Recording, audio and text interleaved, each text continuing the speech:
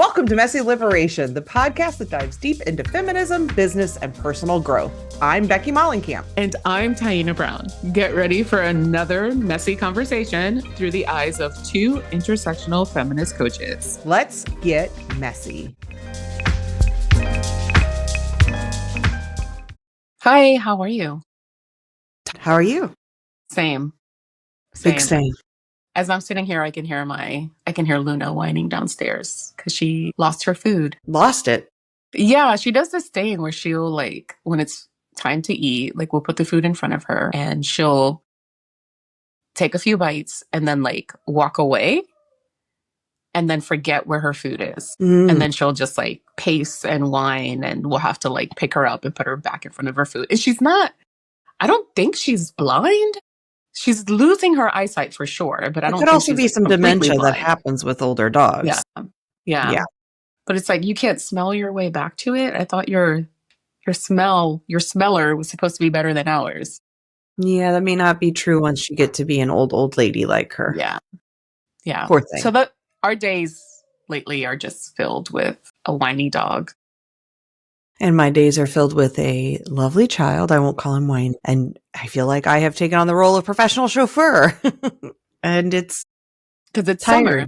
Yeah, he's home. It's shuttling to camps, shuttling to activities, shuttling to play dates or bringing friends over for play dates. It's just nonstop. Sometimes having a really social child is a challenge for an introvert.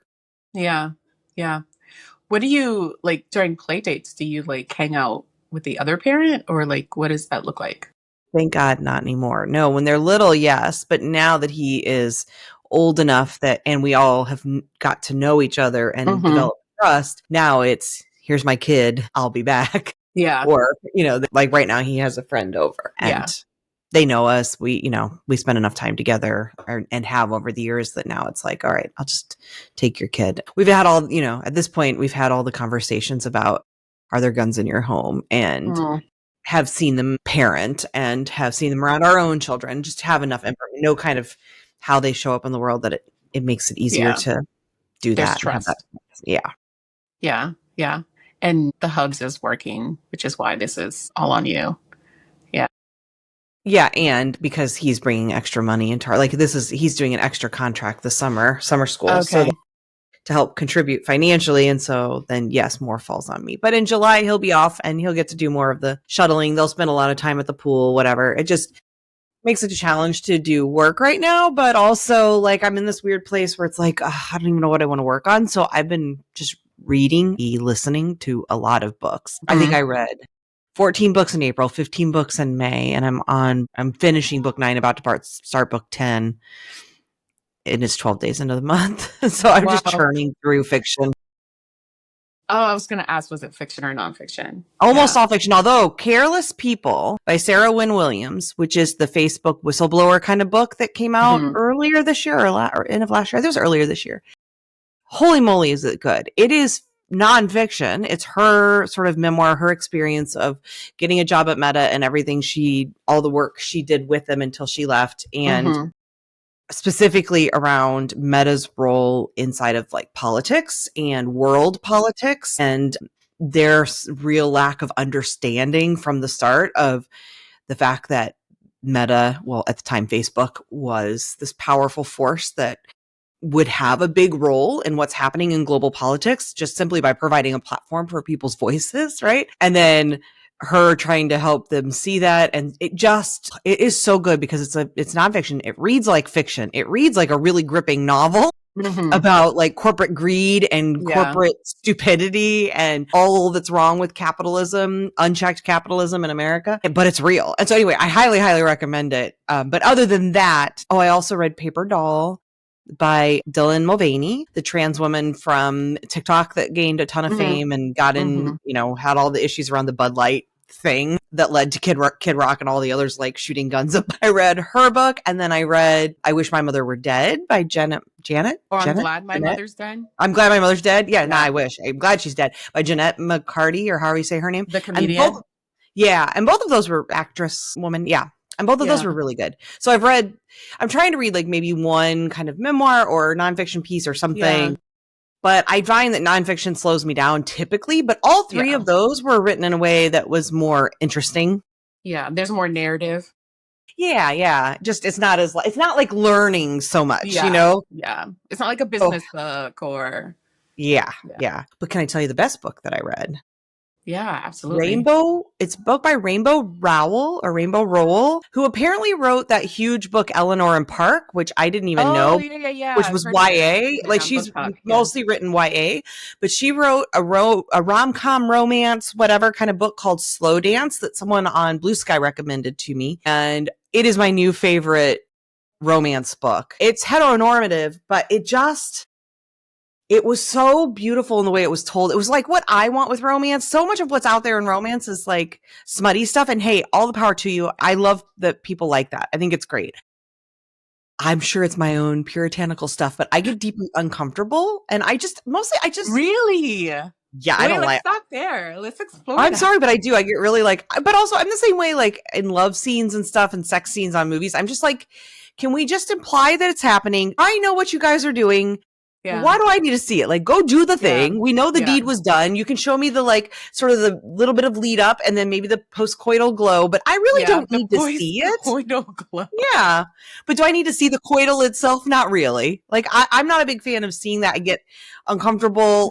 I bet whoever's listening was not expecting to hear that word or that phrase today. Post-coital glow. Is that an example of me being really old? Do only old people say?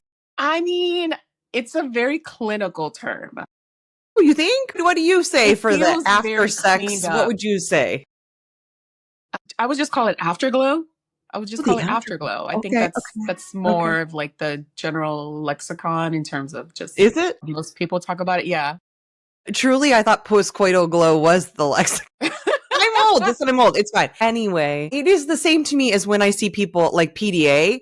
I don't think people should be shamed for wanting to kiss or whatever, but if people take it from, and I have seen this, I've witnessed it on drunken nights, I don't want to see you giving the guy a blowjob. Don't need it. Oh my God, you've seen that in public?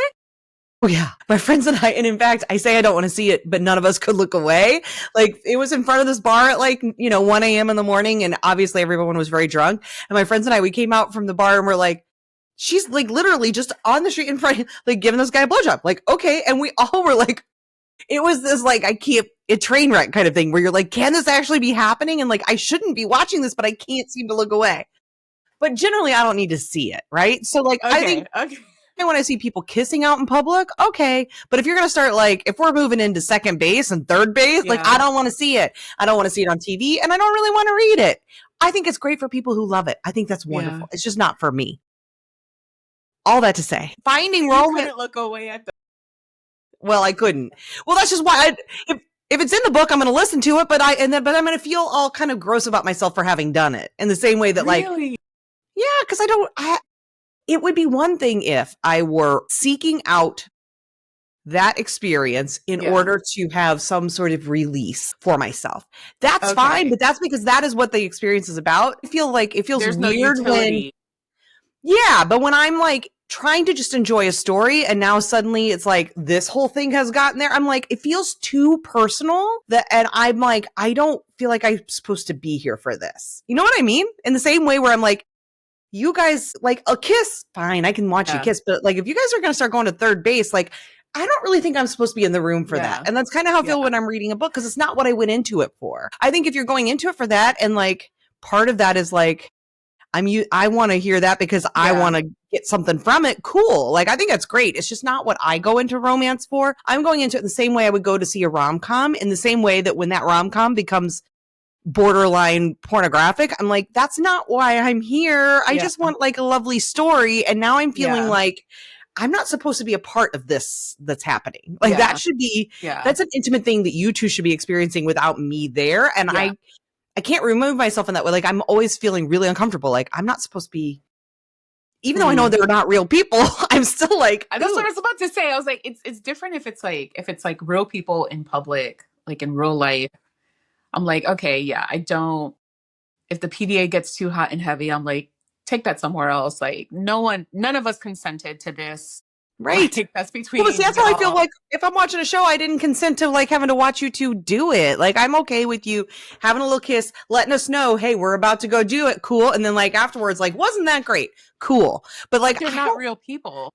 but they are actors that are having to actually act that stuff out. And it gets, I don't know, whatever. But Listen, do you ever, okay. Because now I'm a I'm prude. so curious. I'm so curious now. I know I wouldn't say you're a prude.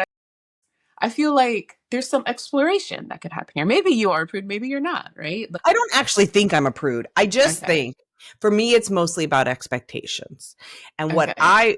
what feels comfortable to me. And what feels comfortable to me is like if I'm watching a show or reading a book or whatever, or out in the world, and even I don't care that I still know that they're real people acting it out. It's just like, that's not something I need to be a part of. Like, I feel like suddenly I'm having a threesome with you without my consent. You know what I mean? Like, I didn't consent to being a. Go ahead. Yeah. Go ahead. No, Go ahead.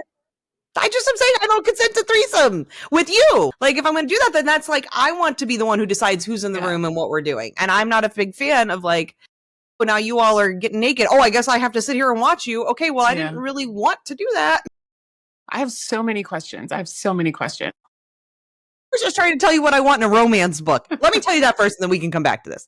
The reason I love this book by Rainbow Rowell or Rowell, whatever her name is, Slow Dance. There's intimacy inside of it, and there is some of that kind of stuff, but it's not explicit. But what I'm really looking for me when I read romance, most romance is like, feels like this excuse to just have scenes between intimacy and then this at the end, this happy ending. Well, that's fine, but it's very formulaic. Most romance follows a very similar formula, and it gets boring to me. This one felt a little different because it felt more like the real telling of a love story versus like, here's the formula for romance, and we're gonna, these two people who can't be together but they can't. If they would just have one conversation, they would figure out, oh no, we actually can be together, and then like interspersed with them like getting hot and heavy, and then eventually they have their happy ending, and that's fine. Sometimes I like that. I've read everything by Emily Henry. I love everything by Abby Jimenez. Her books are amazing. But this book just felt like what I've been really craving, which is just show me the story, like tell me the story of a relationship, like how the relationship began, some of the complications it had, but that feels real, right? That feels like it deals with real life versus this like fairy tale kind of thing. And this book felt like a real life. It went back to, and I think part of it was I could see some of my own romance in it because it was going back to high school when they were friends and then how they rekindled this romance later and kind of what happens with that. And my husband and I dated, quote unquote, when we were in junior high. So we had this early experience together and then weren't each other's lives for a really long time. And then this coming back together and this like feeling of like, well, this was the person it was always supposed to be. So like there were some parallels also with my own romance, but also just that it just felt real. And I think that's a big problem I have with a lot of smutty kind of romance. Not that stuff can't be real, but it doesn't just feel like this like lovely telling of like the way you would tell your love story. Because you're not going to go to a stranger and be like, let me tell you about how my husband and I or my wife and I got together. And then every third story is like, and then we started getting hot and heavy and she put her hand down at my pants and like, that's not how you tell a love story to someone. Like that may have happened, but we don't need to know those parts. I want a book that just tells me like how you would really tell a love story. Okay. Ask me all your questions about why I'm a prude. Yeah. I know. I mean, first let me say, I get it. Most romance novels like that are like categorized as romance novels do have a formula, right? And so I'm also the kind of person, the kinds of books and movies and just art in general that like intrigue me and that I like are the ones that surprise me, the ones that I can't see what the formula is. So I get what you're saying. Like I like it when I don't know what's going to happen next, when I can't see that, when the story is so complex and so deep that's rare. That it is rare. And I think that's also one of the reasons why I'm like so like obsessed with fanfic now, because a lot of it is very complex and it's some of it does follow the formula, but a lot of it doesn't, and so it's because it's the kind of stuff that traditional publishers won't publish because it doesn't follow the formula that they know sells. Which is why probably some of that might be as good as what you would read traditionally published, but it can't get traditionally published, so they're left to do it online. And because that makes sense. Copyrighted material, like that too. The intellectual property belongs to someone else. But so I get what you're saying. And, I think whatever preferences people have, whatever preferences you have, that's totally fine. I think my questions are about why. Like, why is that the preference? And I think that's what will define, like, are you a prude or are you not a prude? And when I say you right now, I'm talking you in general. I'm not talking you specifically. Oh, you're talking me specifically, and it's okay. It's okay. We're talking about my feelings about smut. Yeah. So you said, like, you don't, like, when you go into, like, a romance story, like, that's not what you're going in there for. But do you ever intentionally pick stuff up to read because it's smutty, or no? Okay. So then I think my next question is, like, what about it makes you uncomfortable if it's not real? Like, because it still feels too personal. But why does it feel too personal? Because in my belief, and this, whatever, but I think that anything beyond what you would do in public, reasonably, not the lady in front of the bar, is not for public consumption. And I think in general, unless the people in the room say, like, unless it is we're all consensually and enthusiastically excited to participate in this voyeuristic experience, cool. Problems with it. It's just not how I want to show up. I am not much of a voyeur. I'm not a big porn consumer by any stretch. In fact, let's get into TMI. I tend to only go to where I listen to audio versions of those things. So there's, like, great podcasts and stuff. I don't need visuals. I'm not a person who really needs all those visuals. And so, like, I'm just not a big consumer of that stuff in general. And I don't want it in my romance either. Like, I can know you guys are doing it without having to, like, see it and or have it explicitly laid out for me, because it just feels too personal and too intimate. I'm not a exhibitionist, the other side of that, right? Like, I don't want my experiences for public consumption. And so I feel that discomfort on the other side of, like, because in a story, you're putting yourself in people's shoes, right? Like, that's what a book is. A good novel should make you almost feel like you're living that experience out. So I think I also get uncomfortable because I can't remove the fact that there is a witness to what's happening. And it feels like this weird experience of, like, I don't want people witnessing my most intimate moments. Yeah. So I don't feel like I should be witnessing theirs. Yeah. But then I think that begs the question about what is intimacy? Because if you're reading a story that's highly personal, right? Even without any sex scenes, without any smut, you're stepping into the character's shoes. And that in and of itself is a radical act of intimacy. Like, you're hearing their thoughts. You're like relating to their feelings. So how is that less intimate than knowing that they're copulating? I don't mean intimate. I mean sexual specifically, right? I guess that is true. And listen, I get joyful for them that they're getting their rocks off. Like, I'll be like, yeah, they're doing it. Yeah, they got it. She got it. I just don't really need to hear about the throbbing member or the whatever. No, I get it. And I'm saying I can't exactly tell you why. There's no judgment in my question here. Like, I'm not saying that you should or you shouldn't. Like, I'm coming strictly from a place of curiosity right now. Whatever your preferences are, like, I don't care. Yeah, don't yuck my yum. And I'm not trying to yuck others' yum. Yeah. I think because clearly people like this stuff. Like, smutty stuff is huge. Alicia Galati, who's in the Feminist Podcasters Collective, has a podcast called We Read Smut. If you're into smut, go listen to her podcast. Yeah, it's amazing, right? Like, and I know that she's doing great with it because there's so many people. And I think it's awesome that women are, like, finally feeling free to even talk about the fact. Like, I think the Harlequin romance novels, the Days of Fabio and all of that. The covers. It was kind of a joke and it was this hidden sort of thing and people would make fun of it.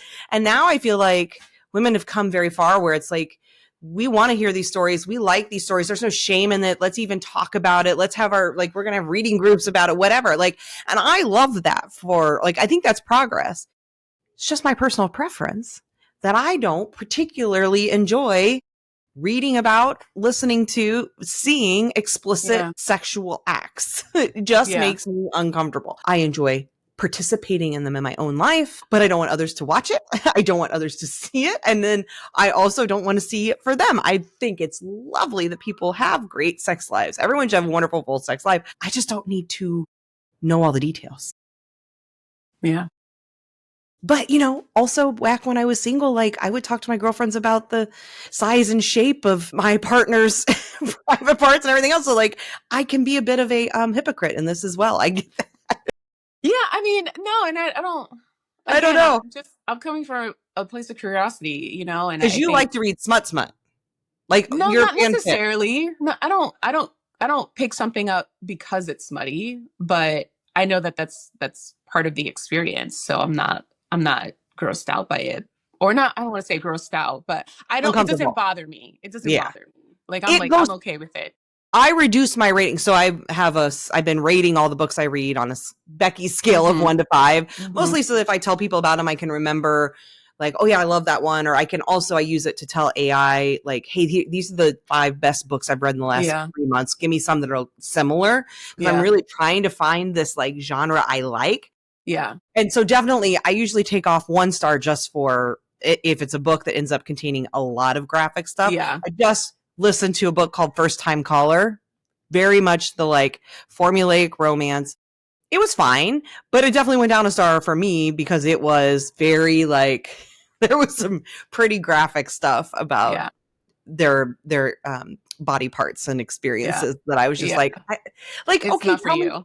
It's just too much. I don't know. It's just it's just not for me. In the same way that I would not say, I don't shame anyone who's excited by that. Like, I think it's awesome. Just for me, I just don't need it. I don't know. To me, it actually detracts from the story. It doesn't enhance the story. Yeah. I don't mind it, but I feel like it has to make sense. There definitely have been some fanfics that I've read where like some of the sex scenes feel out of place or feel like it doesn't make sense. And like, I'll read it, but I'm sitting there rolling my eyes the whole time. I'm like, oh, really? Right now? Like, this is when they're doing this? Like, this is how they're doing this? Like, this makes no sense whatsoever. But it doesn't bother me. I think I'm just stuck on like, well, not stuck, but I guess I'm just still curious about like, how is like reading through a sex scene less intimate than reading through a character's like internal narrative and thoughts and feelings and stuff, because that feels way more intimate to me than reading a sex scene. Well, that is probably true. And yet I would rather read someone's diary without their permission than look at a sex video of them without their permission. Really? Which would you feel more violated by? You would feel more violated if somebody read your diary than if they saw. Than if someone saw me having sex. Absolutely. And I would be the exact opposite. So I guess that's just the way we're wired. I don't know. And or maybe it's some trauma that I haven't fully understood. It doesn't have to be trauma. No, I don't know. I'm saying I don't. Be social conditioning, like for both definitely, of us. It could just be social conditioning. Yeah. Definitely. Yeah. I don't know. Like I like to think I've moved past a lot of that stuff, but I know in many ways I haven't. Yeah, for sure. Yeah, I don't know. That's the messy part. It's like there's a constant need for deconstruction of sometimes, not of everything, obviously. Like I don't need to deconstruct why I like gardening or flowers or pretty things. You know what I mean? Like I don't need, but I think things related to like intimacy and relationships and things like that, like those are the things that really can affect our day to day. And those are the things that I think need deconstructing and rebuilding.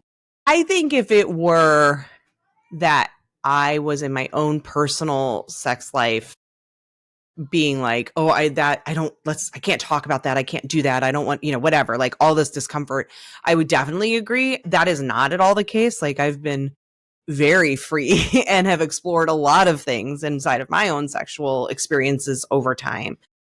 That wasn't always the case, but certainly since I was first divorced and had that long span of being very single and exploring a lot of things, like I don't think that it is like this sexual repression or anything. But that's not to say that like, I'm sure there is some conditioning involved, but there's also just this part of me that's like, I don't know. Do we have to talk about everything? Like, do we have to share everything? Can there not be some things that we keep more private? And for me, I don't, and maybe it is because of conditioning, but I just sort of feel like, yeah, I don't know. I'm just always sort of like, I don't need every detail. Yeah. It's not to say that I don't want, like, I do enjoy, but I don't get upset when there is implied sex and or even some amount of descriptive stuff leading up, like in the same way when I'm watching a movie and they show them getting hot and heavy and it's getting kind of exciting and like, you know, what's going to happen. And then it like, okay, then we just know, fade like, to black. Yeah, like, okay, we know what's happening now. Like, yeah. That I don't mind in a book at all. It's when it goes beyond that where it's like, now it's becoming what feels more pornographic. And again, I don't have any problems with porn, but for me, porn holds a different place. It's not in my everyday consumption sort of behaviors. Like if I'm going in thinking, I'm just here to listen to this wonderful love story. And suddenly I'm like, okay, now I'm like experiencing porn here. Like, okay, no problem for porn, but that wasn't exactly what I was signing up for. I don't know. I guess it feels a bit like consent issues for. I can see that. But then the other thing is like, it brings up another question. It's like, why is sexual intimacy always porn? Yeah, I don't know. Because it's not like those are. It feels it feels like the Supreme Court. I know porn when I see it, like, or I know, what did they say? Was it porn when the Supreme Court justice said, I know I can't define it, but I know it when I see it. I think it was porn. It was something around explicit. Wait, have you? Go ahead, finish before I cut you off again. Oh gosh, no, I was just going to say, I mean, what is the definition of porn? At what point is something pornographic? And that is, who knows? Like, there isn't an official line, and it gets pushed all the time on TV and in movies where it's like, okay, can I get this under an R, or is this now, you know, they're doing that kind of stuff all the time. Have I what? Yeah. Well, when I think about, or when I try to decide what is like pornographic versus what isn't, like, it's not just about body parts. It's not just about bodies. And I go back to uses of the erotic by Audre Lorde, right? And so the way that she defines, and this is, you know, Black feminist thought, you know, and this is kind of the framework that I use for it. It's like the pornographic is the act of using your body without feeling your body. And so if you're without like being an embodied person and being detached, right? And so we can rephrase that as like being too in your head sometimes, or being in a relationship without feeling like you can be your whole self in that relationship. And so when I think about sex scenes in movies or in books, like some of it does feel pornographic, right? Because if the characters are acting out a sex scene without any other type of intimacy, then that feels pornographic to me. Then it's like, oh, they're having sex, but they're not fully present in that moment, right? But then there are also other things in art that feel pornographic to me, and it's when something feels written but not completely thought out.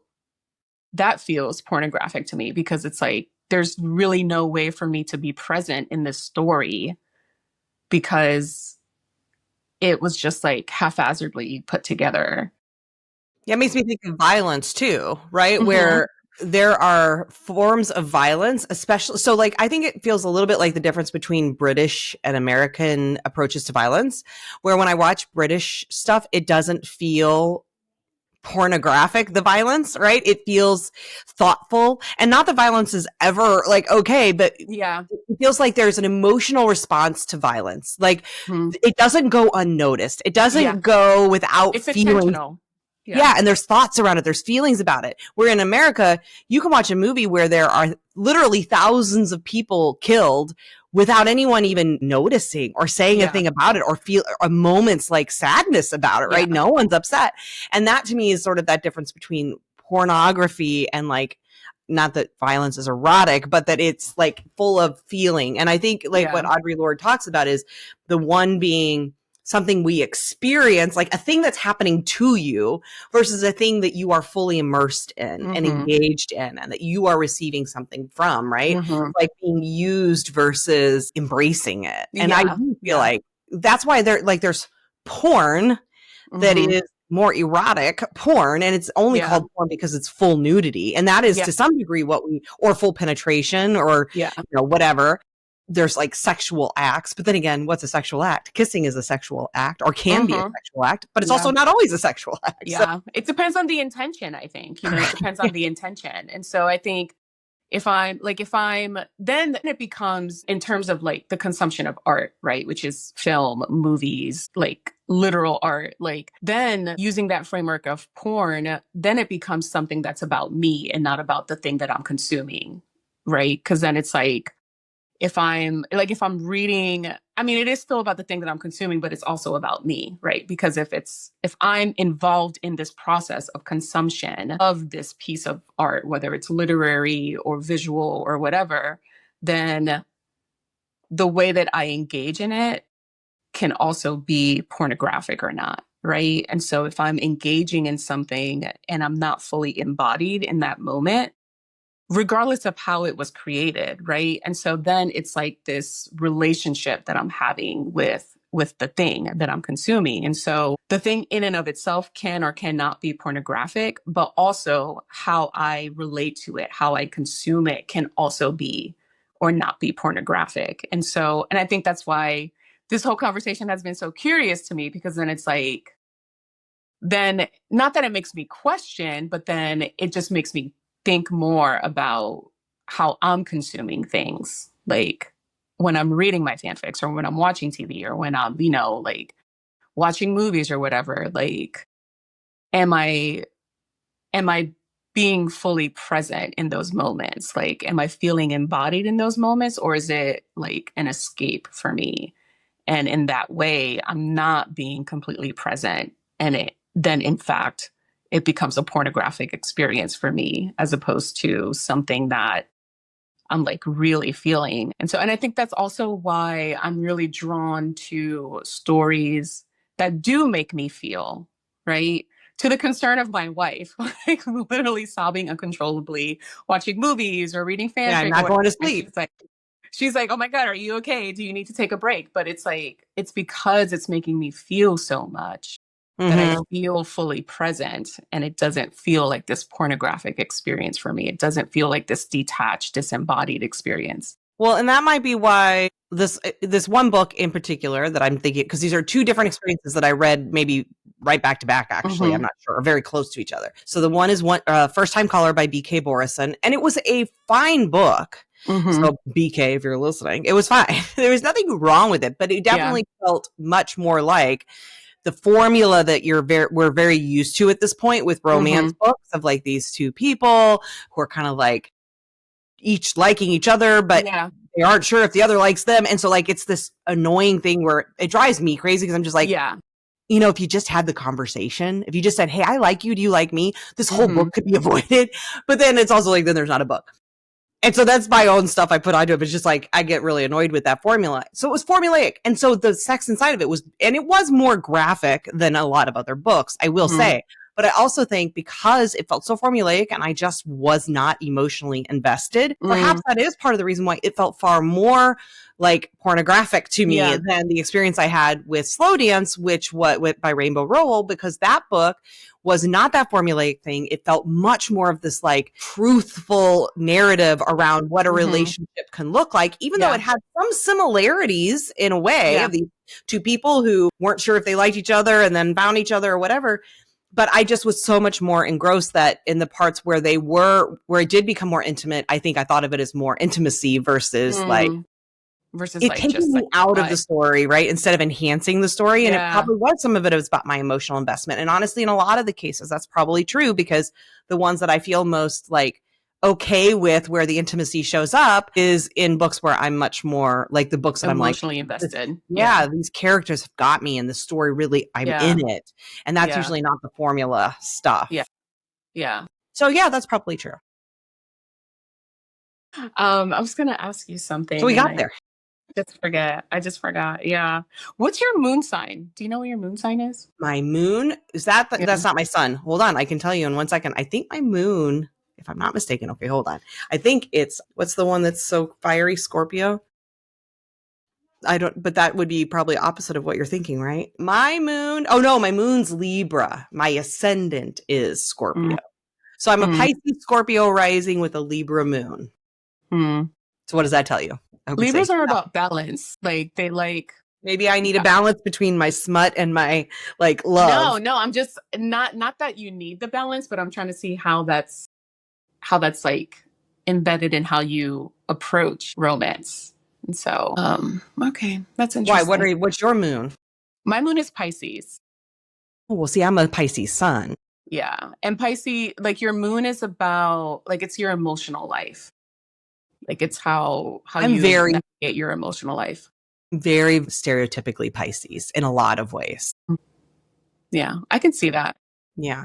And also Pisces it's about yin and yang as well. So there's also balance with Pisces, like harmony, maybe not so much balance, but like harmony. Yeah. So maybe between the balance and the harmony, I don't know. And then all the emotional stuff. Yeah. I am I don't know if the Scorpio is the part that presents on the outside because like I can give this like fake facade of being real strong and whatever. But the truth is I'm kind of this ooey gooey center who's deeply like very sensitive and easily wounded. That's your Pisces. Yeah. For sure. Yeah. And so I don't know if the Scorpio is the part that I present very gooey. Yeah. Yeah. Scorpios are a little bit dark. Like they're okay with like dark things and they know that that's just like a part of life. Sorry if anyone watching, that's my kiddo coming to ask me to do something. This is what summer is. My son, just out of curiosity, is also, you said you were a Pisces moon? Mm-hmm. My kid. So what is the moon part versus like, as much as you know, just curious, like how does your Pisces moon show up versus your like sun sign? So your sun sign is like the core of who you are. Like that's who you are when no one else is around and you feel like completely free to be yourself. Mm-hmm. Your moon is how you approach your emotional life. So that can affect like relationships, right? That's an internal and external thing. From what I know, I'm not an expert. So I'm no Chani Nicholas, but my kid is deeply emotionally loyal. Like he's the same love from kindergarten to fourth grade. Like, yeah. So I don't know if that's the Pisces part of him. That's very Pisces moon. Yeah. Interesting. I feel like I should just be Pisces straight through, but I'm sure that's not true. Oh my God. Can you hear the bell? Yeah. Yep. It's chaos. This is summer. Like it's messy. Well, I just recorded something with Faith that just came out as this airs like the day before on Feminist Founders, us talking about women's labor, because that's the theme we're going to kind of do this summer with Feminist Founders, is just exploring invisible labor, emotional labor, just everything around women's labor. And it really came to a head because this summer just has me like having to reevaluate everything. And that's probably why I've been reading more, because when I sit down to work, I just find like it's really a struggle for me right now to get focused work time and actually accomplish anything more than like just sort of administrative tasks. Like the stuff that's like I can do piecemeal or whatever, but like any real focus work, I'm just not getting to. So I sit down to try and work, and often I'm like, I only have 30 minutes here. So then I just read, which is okay. Like the other part is just trying to like say, that is what it is. And I have to. It is what it is. Yeah. Yeah. It's really hard. Yeah. Summer is hard with kids. If for any of the parents, especially moms listening, I'm sure you can relate where like every year I do this to myself. At some point I'm going to stop where I think, oh, summer's coming. Cool. That's going to be like a slower time. Like, because most people will be on vacation or they're just not working as much. It'll be like a slower time, but it's not a slower time. It's double time because it's like, my expectations on myself. Well, and not just on myself, the bill company, everything, like I'm still needing to make money. And suddenly it's 100% like parenting time too. Yeah. Even with camps, like his half day camp is 2 hours and 45 minutes. In what world is that a half a day? That's not a half day. No. And then by the time I drive him there and back, because it's 25 minutes away, like it's an hour. Yeah. Like, it's almost not worth it. Except not for like $300 or whatever. Yeah. And that's why we do it, because my kid is the most social kid in the world. Like he is a 10 out of 10 extrovert, and I'm like a 1 out of 10. Yeah. All right. Last question about like just smut or sex scenes in general. Yeah. Because I'm asking this because a lot of the fics that I'm reading, the smut and the sex scene is very female centered, which is not typical in a lot of like traditional romance novels and whatnot. And so there's a lot of like prioritizing female pleasure. And enthusiastic consent in a lot of them, which is really nice. So are there any type of like sex scene or smut that you do prefer? In my romance books? In anything. It doesn't have to be just romance books. No, so like when I listen to audio erotica, I like things that are female centric.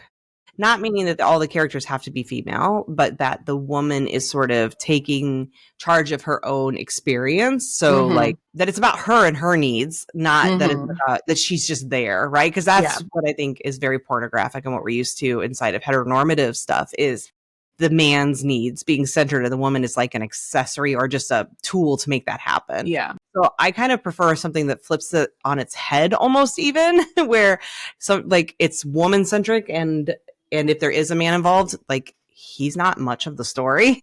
But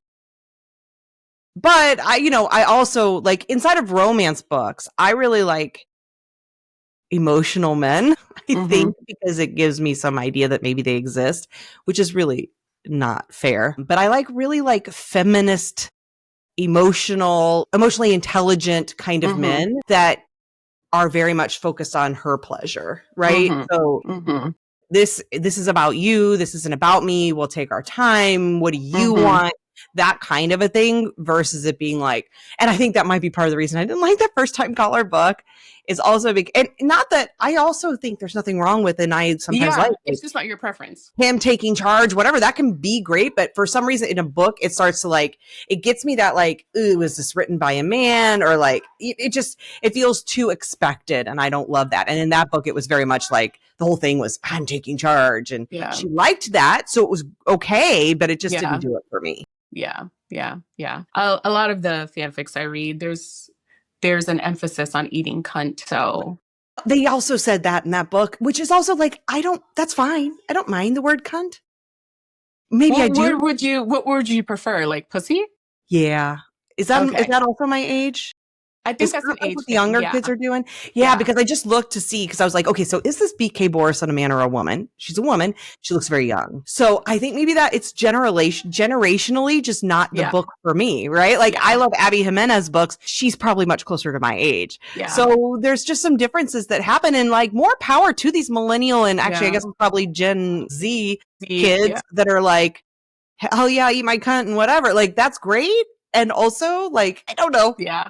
I think it's a generational thing. Yeah, but no, fanfic Draco Malfoy loves eating cunt or pussy, and so that's one of the reasons also why I love him. So he's all about it. That's great. I'm glad he does. There needs to be more of that. I think I prefer when it's a little more like where it's made clear that that's the case, but it's a little less explicitly laid out for me. Yeah.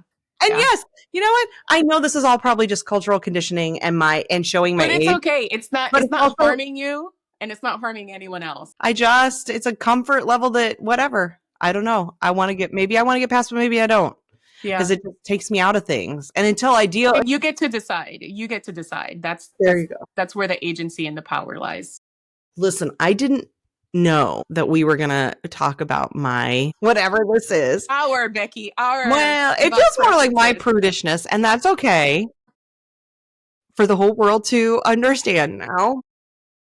But if you're an old lady like me who's also a prude, I highly recommend Slow Dance by Rainbow Rowell. And if you're somebody young and you love hearing about cunt, then I think you should listen to I have fanfic recs for you. Or go to One Time Caller or First Time Caller by BK Borison. Because honestly, the book itself, the writing was not like bad. It was fine. It's a bit formulaic, but again, the thing that really, because it was almost a 4-star for me, and I took it down to 3 only because of this, like my discomfort with that explicit nature. So that's all on me. That's not on the writing. So if you like that stuff, boom, go to BK. She's got a new book coming out too that honestly I put into my queue in my Libby app because I was like, the writing wasn't bad.